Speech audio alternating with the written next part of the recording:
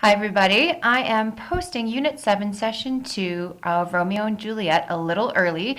I'm posting it before spring break for those of you who like to work ahead. And for those of you that don't like to work ahead, you don't have to, but it's there if you want it. Nice thing about Schoology, it's always available. Before spring break, you had the opportunity to submit some late work, which was due on the 30th. So Unit 6 late work was due on the 30th, and I hope you took advantage of that.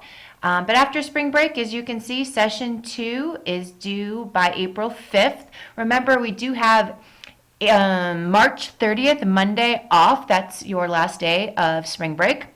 So school doesn't start officially until Tuesday, and so Session 2, Act 2, Romeo and Juliet reflects that.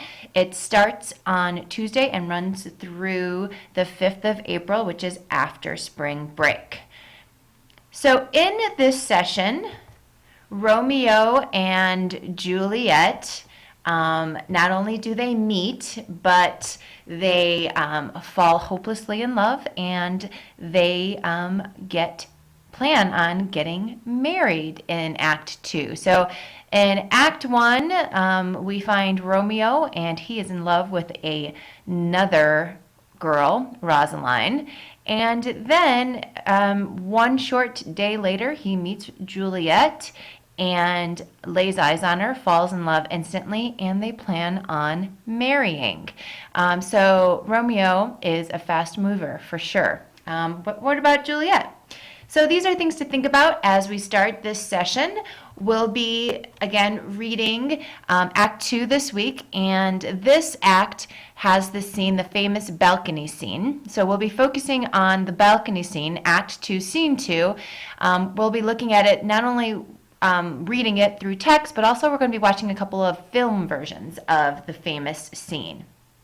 So here is our breakdown of assignments and their point values, and here's that suggested schedule for the week. Again, so Monday is still spring break. On Tuesday, be sure to read the session plan, watch this video, post to the discussion. Before you read, post to Act 2 discussion, and then also on Tuesday, do some pre-reading.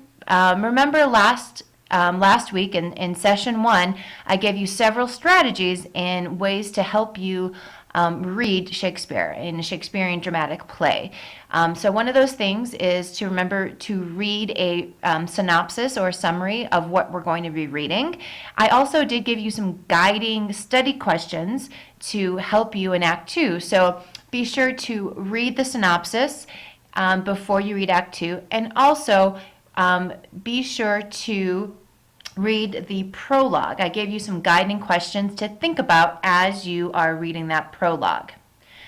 On Wednesday, before you read Act 2, I gave you some study guide questions. So read those questions before you read Act 2 in the text, and be looking for them as you are reading Act 2. Again, this is another really good reading strategy to help with comprehension.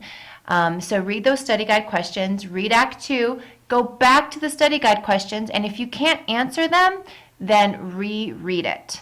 Okay, so this really helps you focus on the text. Also on Wednesday, post to that discussion board. On Thursday, again, post to the discussion your final response to the discussion. Reread Act 2, Scene 2, which is the balcony scene specifically, and then work on the figurative language. We are going to be analyzing this scene specifically, and the way we're going to be analyzing it is looking at the figurative language that Shakespeare uses. Remember, figurative language examples that we're going to be focused on specifically are similes, metaphors, and personification. Okay? And then submit that on Thursday. And then on Friday, we're going to continue our focus on that famous balcony scene by watching 2 different film versions of Act 2, Scene 2. I really tried hard to get the Leonardo DiCaprio version, but it is blocked online, so I wasn't able to get that version for you. So I have a 1938 and 1968 modern, quote unquote, versions of that scene. And what you're going to be doing is you are going to be comparing and contrasting the text and both the film versions and see how they are similar and different. And I created a worksheet for you and a chart to help you with that.